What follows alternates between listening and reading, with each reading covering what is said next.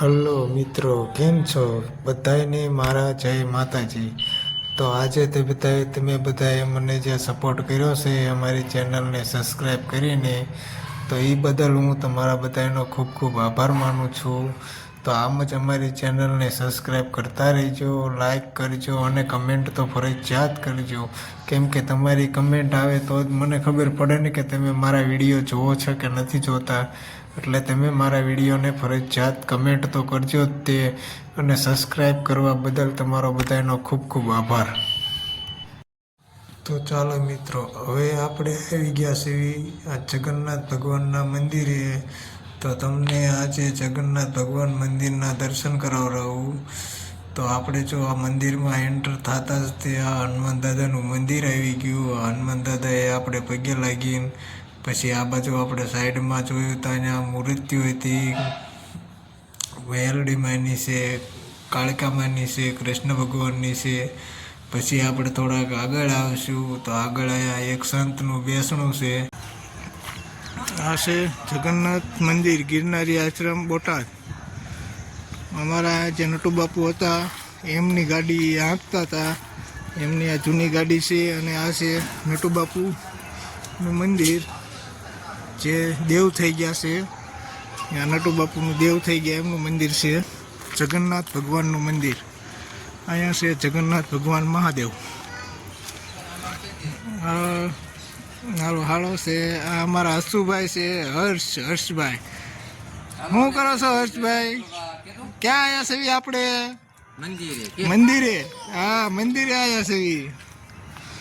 હવે આપણે જો અમારા હર્ષભાઈ તો આગળ આગળ જ જાય છે.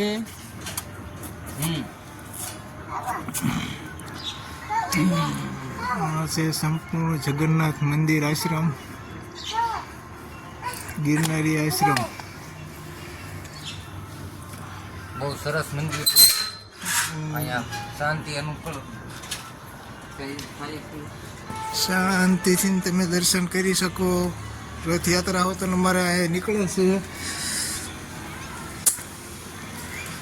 હજી તો આ બધું કામ ચાલુ છે. આ છે જગન્નાથ ભગવાન મંદિર, જગન્નાથ મહાદેવ.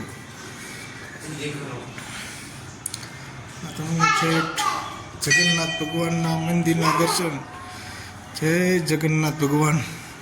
પછી સાઈડમાં આપણે ગણપત દાદાને બેસાડેલા છે. આ છે ગણપત દાદા આદ્ય શક્તિમાં. આ અમારા હસુભાઈ, હસભાઈ જળ તો ચડાવો. મહાદેવને જળ ચડાવે છે અમારા હર્ષભાઈ. જો વાહ હર્ષભાઈ, વાહ. બોલો હર હર મહાદેવ, જય.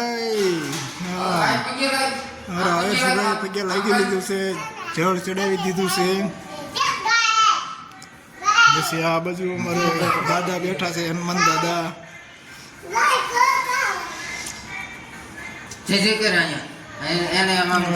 ગાય માતાને પગે લાગે છે અમારા હર્ષભાઈ.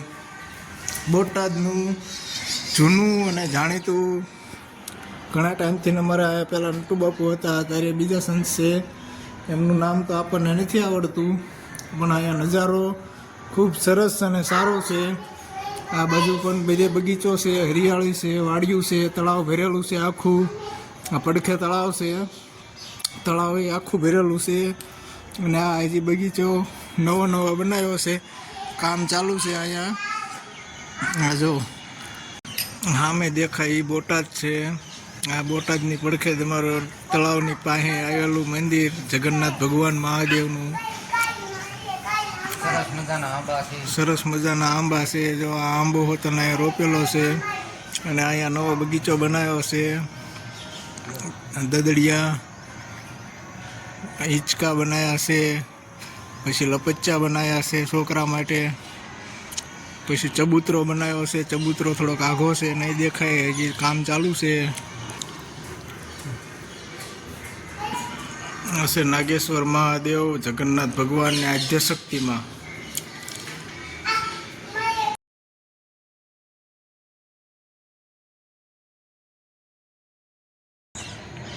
પવિત્ર ઉપવન વન વિભાગ ગુજરાત રાજ્ય. પવિત્ર ઉપવન જો એક આ બગીચો નાનો એવો બનાવ્યો છે, તમને નજીકથી દર્શન કરાવો. હજી ઝાડવાનું એવું વાયુ છે, હજી નાનું નાનું છે હજી, એટલે છોકરાને અત્યારે નથી આવવા દેતા. આ તો ગલુડિયું ને ઘરે લઈ લે, આપણા ઘરે લઈ લે, હાલ આપણા ઘરે લઈ લે ગલુડિયું, આપણા ઘરે લઈ જવું છે ને, તેડી લે, હાલ તો તેડી લે. હા હા તેડી લે, લઈ લે લઈ લે, હા તેડીને લઈ લે આપણા ઘરે. હા લઈ લે. એ જો અમારા હર્ષભાઈ તો ઉપાડ્યું આખું ગલુડિયું. હા એક મૂક્યું, હવે કે બીજું લઈ જવું છે, બે લઈ જવા લાગે છે તારે તો. બૂટ પહેરી લે, હાલો બૂટ પહેરીને તૈયાર થઈ જા.